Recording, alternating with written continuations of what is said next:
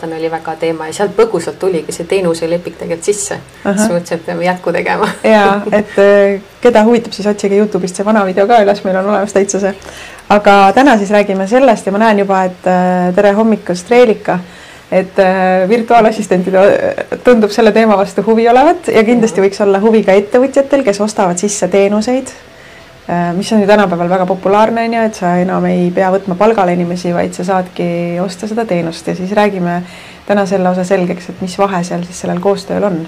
Just, et kust hakkab see peenike piir töölepingu ja teenuselepingu vahel. Aga hakkame siis kuskilt otsast minema, et kus on see peenike piir siis? No, võib-olla või kas on nii peenike piir? Jah, võib-olla kõige suurem osa, mida üldse sealt lepingust otsida vaadata, on see alluvussuhe. Ehk siis kas nii-öelda tellija määrab sulle ette tööaja, millised on su konkreetsed tööülesanded, millal, kus sa käid, et kui ta dikteerib sulle väga tugevasti ette, kuidas sa oma päeva pead korraldama, siis kaldub juba töölepingu poole. Sest et tegelikult oma olemuslikult ju teenusepakkuja saabki ju vabalt määrata, ta pakubki sulle teenust, tema saab öelda, mis vahenditega ta teeb, millal ta teeb, kus ta oma tööd teeb, on ju. Et võib-olla tõesti, kui näiteks oletame sotsiaalmeedia haldur ja tema töö sisuks ongi videote filmimine, ta peab selleks koha peale sõitma, see on ju arusaadav. Aga mitte päris niimoodi, et sa pakud teenust ja siis sulle öeldakse, et sa pead nüüd kontoris istuma 8-5, et see läheb juba tõesti nagu töölepingu alla. Et seda alluvussuhet tuleb vaadata. Aga kui vaataks mõlema poole pealt korraks, ja ma ei tea, tõenäoliselt sellele küsimusele niimoodi vastata ei saa, aga ma küsin hästi lihtsalt siis, et kui sa oled teenuse pakkuja, siis kumb leping on sulle kasulikum, kas tööleping või teenuseleping? See nüüd oleneb, kas sa tahad seda nii-öelda püsivat sissetulekut, sest et teenuselepingu puhul, see olenebki, kuidas sul see sõnastatud on, kas ta on fikstasu või ta on sul tunnitasu, siis kui sa tahad ravikindlustust endale, siis tööleping garanteerib selle kohe, et seal on ju miinimumtasu nõuded, mis sulle peab laekuma, et see olenebki sellest, et mida sa nagu ise tahad, kas sa tahad rohkem paindlikkust, vabadust või sa tahad seda finantsilist stabiilsust, tahad ravikindlustust, tahad puhkust kasutada, tahad haigushüvitist, kõik see juurde. Aga kui sa tahad nagu enda aeg ise reguleerida, nii-öelda ollagi ise ettevõtja, et siis on, see teenuseleping annab sulle lihtsalt rohkem vabadust. Et see täitsa oleneb, millised su enda isiklikud eesmärgid on. Aga nüüd teiselt poolt vaadates teenuse ostja siis, või ütleme ettevõtja seisukohast. Tellija.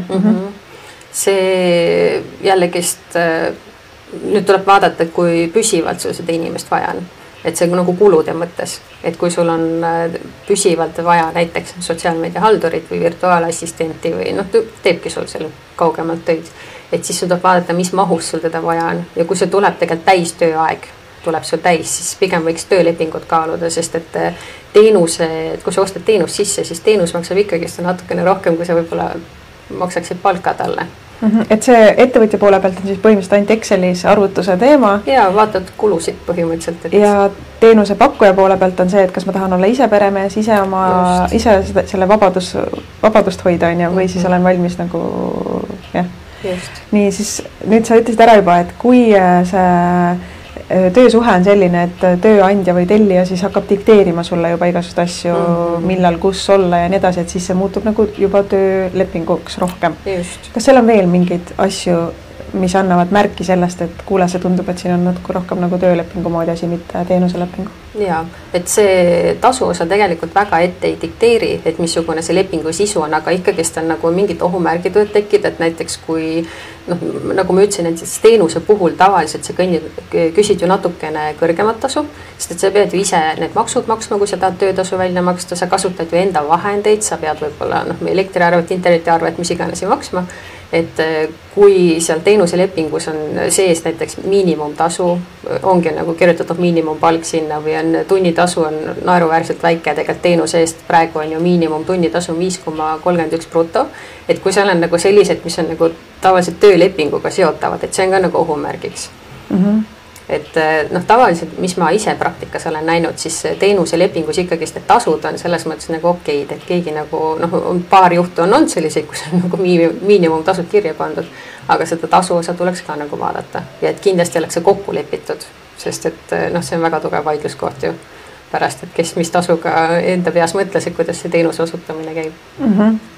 Kas need 2 erinevat lepingut, üks on siis tööleping, teine on teenuseleping, et kas need põhinevad erinevatel seadustikel ja mis nendel seadustes nagu põhilised vahed on? Ja, töölepingu seadus reguleeribki töölepingut ja see kaitseb väga tugevasti tegelikult mõlemaid pooli, et arvatakse, et see kaitseb rohkem töötajat, aga tegelikult kaitseb ka tööandjat, et seal on nagu konkreetsed hüved, mis tulevad seadusest, näiteks puhkus ja haigushüvitis ja õigus emapuhkust, isapuhkust, asju kasutada. Kui sa osutad teenust, siis tegelikult sul ju neid puhkuseid ja neid hüvesid ei ole. Ja teenuseleping on võlaõigussätetel.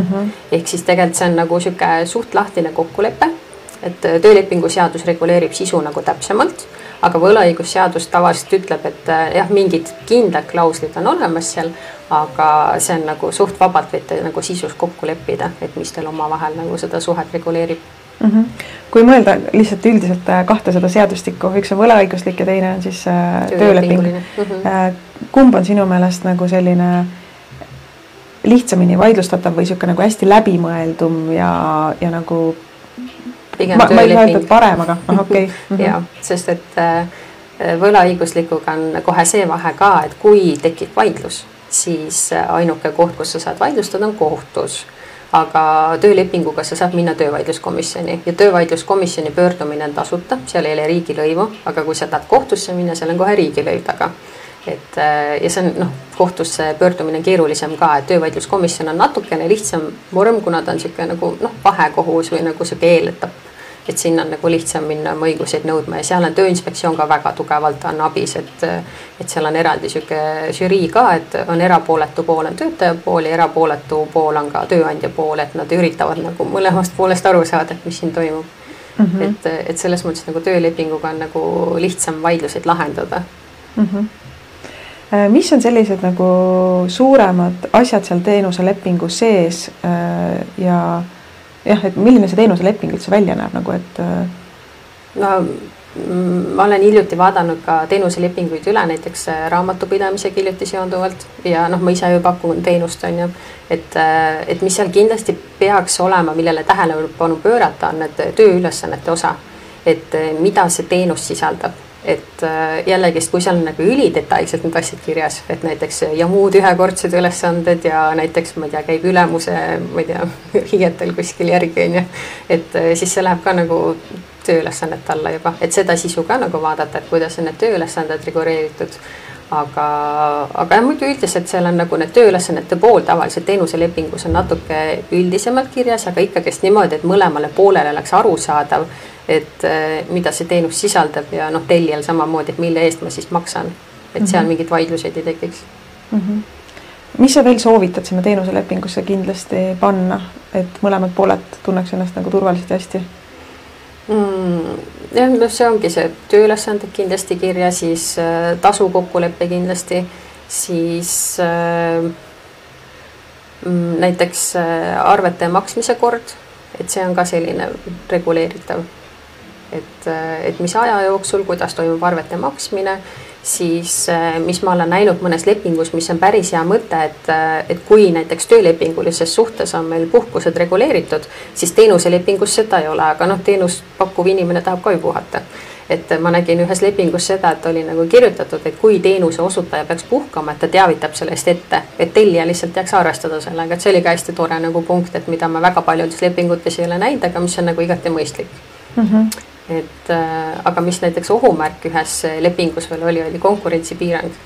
Et kuidas sa saad teenuse pakkujale panna konkurentsipiirangud peale? See on nagu siuke natukene naljakas, et inimene teenib sellega enda töötasu ja ta ju elatub sellest ja siis see paneb talle piirangud, sa tohid ainult mulle teenust osutada.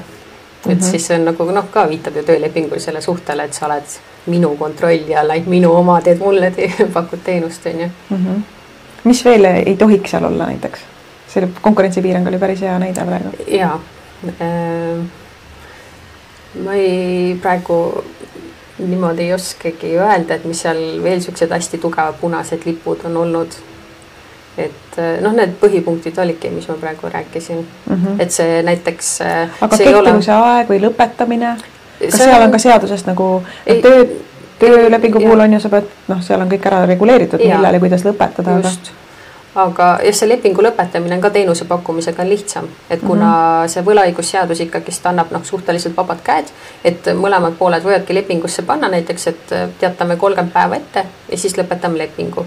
Või võid pannagi erakorralised alused sinna sisse näiteks, et kui keegi rikub oluliselt lepingut, näiteks jätab arve maksmata või näiteks ei tee siis neid tööülesandeid, milles on kokku lepitud, et siis saab ka erakorraliselt ära lõpetada. Aga siis on jällegi see punkt tavaliselt jäetakse sisse, et kui on erakorraliselt lõpetatud ja kui ma ikkagist olen sulle teenust sellel aja jooksul pakkunud, et ma siis ikkagist tasu saan selle eest, et ei ole nii, et lõpeb ära ja ma nüüd ei saa tasu ka.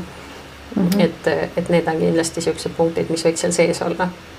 Kas teenusepakkuja võib võtta endale kas ütleme nii, et tellija peaks teadma, et näiteks kui teenusepakkuja võtab kellegi teise ja veel alla hankesse, ja nii-öelda, et tal on meeskond, kes teeb või kuidas on see kas see leping vormistatakse juriidilise isikute vahel on ju ja kas seal on vahet, et see teenusepakkuja kasutab veel mingisuguseid, ostab veel sisse teenust omakorda Tavaliselt see mainitakse ära. Kas seda peaks mainima?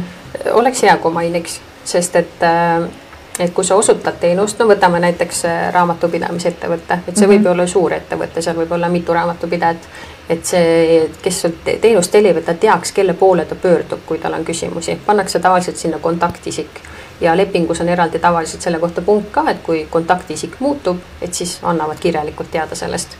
Et seal näiteks oletame, et lähebki ettevõtte alla, tehakse ettevõtete vaheline leping, aga ikkagist kontaktisik pannakse sinna kirja. Et see on ka mõistlik, et siis on ka selge, et kes sul osutab teenust. No see on sellisel puhul, kui sul ongi, ütleme, ettevõtte sisesed töötajad, aga kui näiteks ma olen üksik ettevõtja, virtuaalassistent ja mul on klient juba pikemat aega, aga siis mul tuleb mingi tööülesanne tema poolt ja mul endal pole aega, siis ma tahan leida kellegi teise virtuaalassistendi, kes selle asja ära teeb kokkuvõttes, et see virtuaalassistent esitab arve näiteks mulle, mina esitan siis sellele kliendile edasi. See kui tavaliselt pannakse kirja sinna. Aga kui ma ei tea ette, siis jäetakse või siis tehakse lepingu muudatuse juurde. Aga tavaliselt see lepingu põhjades ikkagist kirjas on, et on võimalik näiteks edasi aga miks see peab olema, ma ei saa praegu aru? See on lihtsalt, et oleks ikka poolte vahel läbipaistvus, et kes osutab lõpuks teenust, sest et kui ta tuleb teenusepakkuja juurde, ta eeldab, et ta saab seda teenust ju sinu käest. Et kui seal tulevad mingid kolmandat isikut mängu, siis on lihtsalt tema suhtes on läbipaistev ja aus, et ta teaks, kellelt ta reaalselt seda teenust sisse ostab. Kas see lihtsalt puudutab siis suhteid või seal on ka seaduses nõutud midagi sellist, et peab tegema ja kuidagi teavitama? Seaduses minu arust konkreetselt ei ole. Aga piisab ka siis näiteks e-maili kirjast, et ma lasen, et selle töötüki teeb hoopis keegi teine ära. Just. Ja neid kokkuleppeid ma olen ka lepingu põhjades näinud. Tuleb sul meelde mõni lugu ka, kus oled näinud selliseid vaidluseid, kus on töölepingul ja teenuselepingul see õrn piir vahe ja mis on need juhtumid olnud siis? Põhiliselt ma näen vaidluseid nende töövõtulepingute ja käsunduslepingutega, et ongi copy-paste võetud põhimõtteliselt töölepingu sisu ja siis öeldakse, et see on käsundusleping. Pealkiri on teine, aga sisu on tööleping.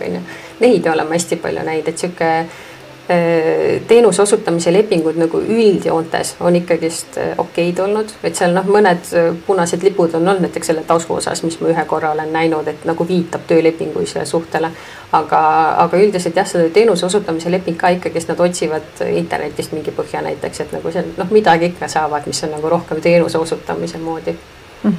Sa teed sisse veel käsunduslepingu ka, et mis vahe on käsundusleping ja tööleping? Käsundusleping on ka võlaõigusseaduse alusel ja siis käsundusleping tavaliselt on siis osutad perioodiliselt mingit teenust.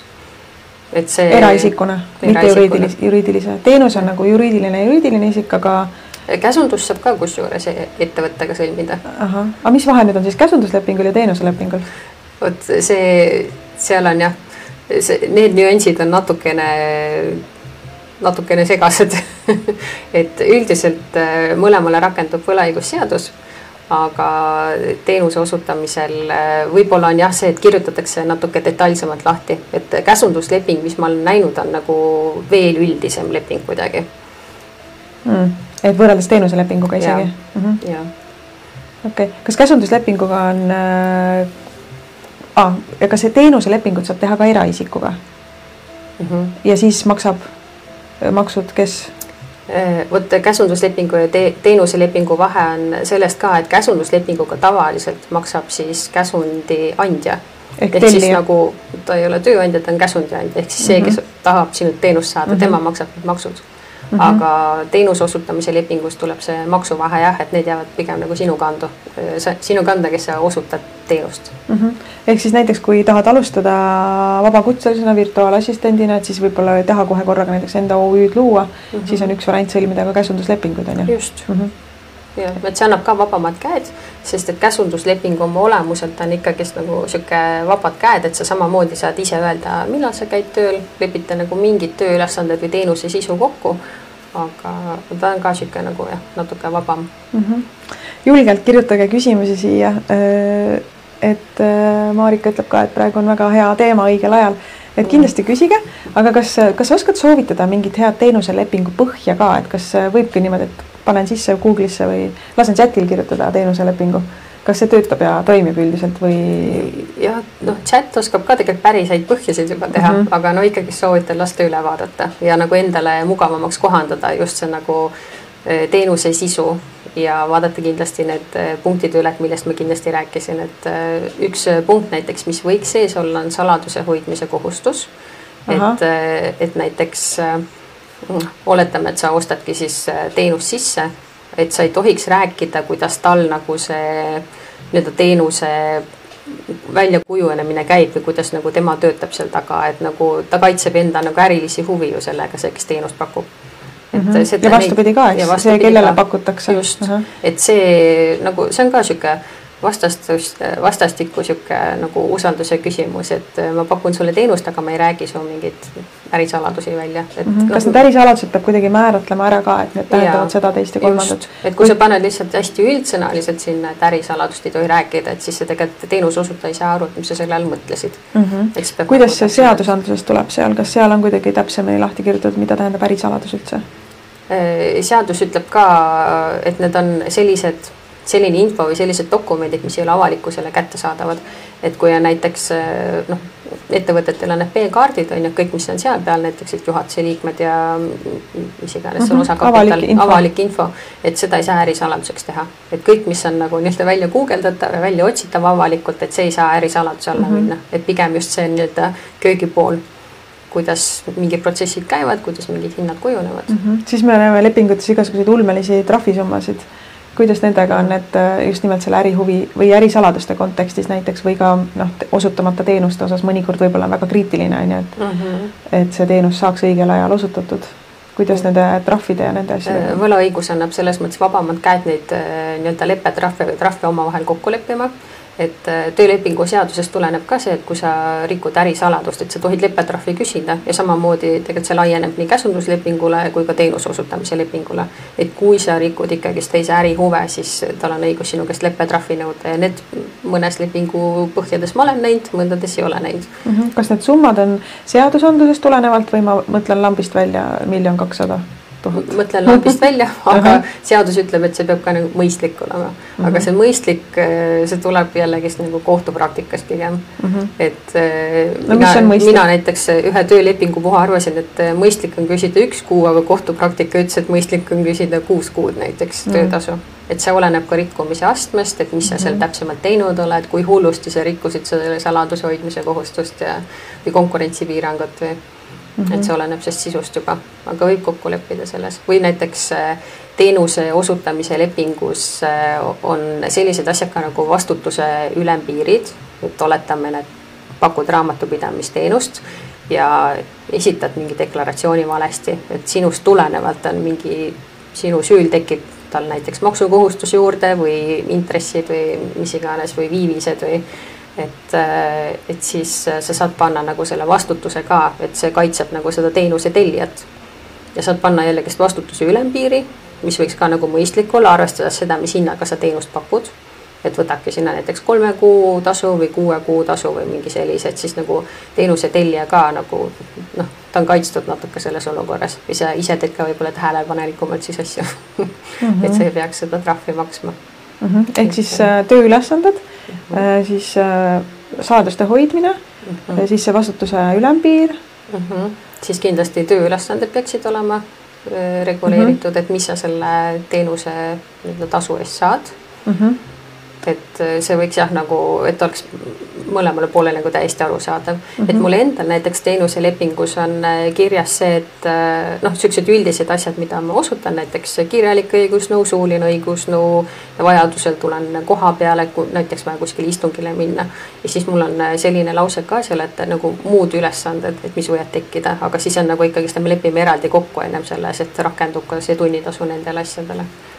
Et praegu õnneks need muid ülesanded ei ole väga tekkinud sinna, et kõik on läinud ilusti selle teenuse alla, aga noh, see nimekiri ei tohiks kindlasti olla mingi, ma ei tea, 2 A4 või A4, et aga kuidas on lepingu muudatustega, et ma arvan, tööülesannete suhtes see võib ka olla, et see muutub ju vastavalt nagu, kui sa hakkad koostöösse minema, siis sa näed, et inimesel võib-olla on väga andekas selles valdkonnas, teises valdkonnas ja sa saad tema käest juurde mingeid teenuseid. Kuidas nende lepingu muutmistega on? Tavaliselt pooled lepivad lepingus kokku või noh, sinna lepingu põhja tavaliselt kirjutatakse see, et kui tulevad mingid muutused, siis teeme need kirjalikult. Ja seal osades lepingutes määratakse nagu täpsemalt ära ka, et näiteks meilivahetus toimub nende meilide vahel. Et ei ole ainult kirjalikult meilid, vaid konkreetsed meilid või konkreetsed inimesed või nagu sellised natukene võib-olla bürokraatlikumad ettevõtted ütlevad, et paberil tuleb nagu need muudatused, et see oleneb, kuidas pooled kokku lepivad. Aga tavaliselt on ikkagi kirjas, et kui on mingi muudatus, siis kirjalikult. Ja et mõlemad pooled kinnitavad ja noh, tegelikult võibki nagu töölepingu puhul võibki teha lepingu lisa lihtsalt. Et näiteks tööülesannet alates sellest kuupäevast on need, töötasu või see teenustasu on siis see on ju. Aga lihtsalt, et oleks nagu, noh, ma soovitan lihtsalt kirjalikult ja arusaadavalt, et Kas võib juhtuda niimoodi ka, et sa teed teenuslepingu, aga sa kasutad seal valesid termineid, näiteks ongi töösuhe, töö mingi asi, on ju. Kas siis see muudab selle lepingu kehtetuks või ikkagi sisuliselt nagu ta toimib? Kas see terminoloogia kasutamine on ka lepingutes nagu hästi oluline?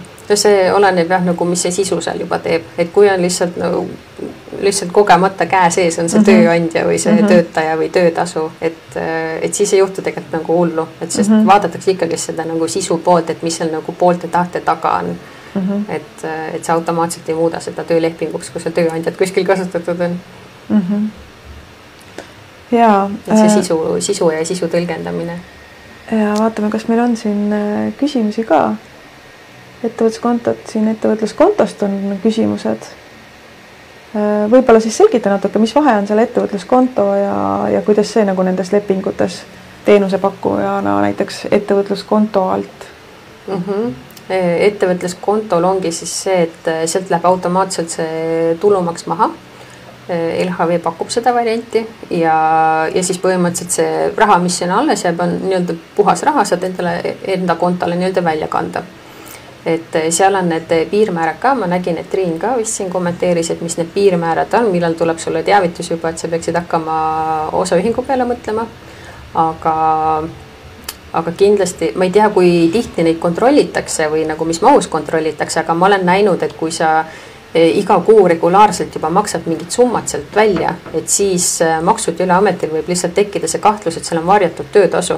Et mõtle, kui hea oleks, kui sa peaksid ainult töötasult maksma tulumaksu ja kõik, et sul ei tule seda sotsiaalmaksu sinna otsa ja töötuskindlustusmaksu näiteks. Et kui seal hakkab regulaarselt nagu sarnaseid summasid ka juba välja tulema, et see võib nagu maksutolliametil ka tekitada nagu kahtlust, et võib-olla peaksid selle juba osaühingu alla liigutama ja võib-olla siis nagu täiendavalt siis maksustama. Tekkis veel see küsimus, et kas lepingus on, mis vahe on seal see, et sa sõlmid lepingu eraisikuga, kes pakub sulle teenust, on ju näiteks ettevõtluskonto alt või siis käsunduslepinguga versus OÜ-ga ehk siis juriidilise isikuga. Et mis vahe on seal nagu sellele teenuse pakkujale, et kas ma pakun nüüd eraisikuna seda teenust või ma pakun OÜ alt? No, näiteks kui on käsunduslepinguga teenuse pakkumine, siis sa võtad ta Maksu- ja Tolliametis enda töötajate registrisse arvele ja siis sul tekib see maksukohustus sinna otsa.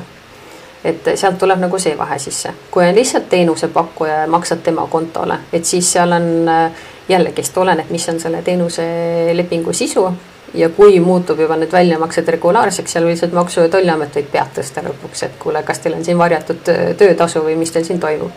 Et see on nagu see teenuse osutamine eraisikuna ja siis ettevõtluskontoga natukene riskantne lükke, aga see olenebki täpselt sisust, mahust, kui tihti sealt väljamakseid tehakse. Aga selles mõttes nagu teenuseleping ettevõttega on võib-olla kõige tavalisem, mis praktikas ma olen näinud ja see on ka nagu kõige vähem maksuriskantsem siis viis, kuidas seda teenust osutada. Aga mis puudutab nüüd neid leppetrahve seal ja ärisaladuste väljarääkimist, et kui see leping on tehtud OÜ-ga versus eraisikuga, kas seal on ka mingi vastutus, et need leppetrahvi määrad tavaliselt pigem seonduvadki sellega, et kui palju sa teenusest maksad, kui palju see, kas see ettevõte või see eraisik saab sellest tasu ja siis sellest nagu arvutatakse. Et seal nagu juriidilise isikule nagu nii-öelda karmimaid nagu leppetrahvi määrasid ma ei ole nagu niimoodi näinud. Et see kõik ongi pigem sellega seotud, et mis tasu eest sa osutad seda teenust. Aga ma toon näiteks näite, et ongi kellegi ärisaladus välja lobisetud, näiteks teenuse andja lobiseb välja teenuse pakkuja ärisaladuse. Kui ta nüüd on eraisik, kuidas tema vastutus on sellega versus OÜ? Ma mõtlen just selles mõttes, et ta võib öelda, et OÜ-l pole raha, OÜ läks pankrotti, that's it, polegi midagi teha. Aga kui eraisik on, kas ta peab selle maksma nagu oma taskust või kuidas sellega on näiteks? Eraisik, kui on tema vastu suunatud nõue, siis tulebki nagu tema taskust ja saab, kui ta ei maksa ja kui tuleb näiteks kohtulahend ka selle kohta, et ta peab selle ära maksma, et siis suunatakse juba tema vara vastu, ehk siis tulevad kohtutäiturid, arestivad tema vara. Aga osaühingul selles mõttes jah, et kui ta laseb ennast pankrotti ja laseb ära kustutada, siis mingil määral siis juhatuse liikmed ikkagist vastutavad selle osakapitali ulatuses ja nagu saab ikkagist nende käest mingit summat nõuda teatud ulatuses, aga seal osaühingul on natuke lihtsam sellest leppetrahvist pääseda. Seda kindlasti. Kas meil on siin veel,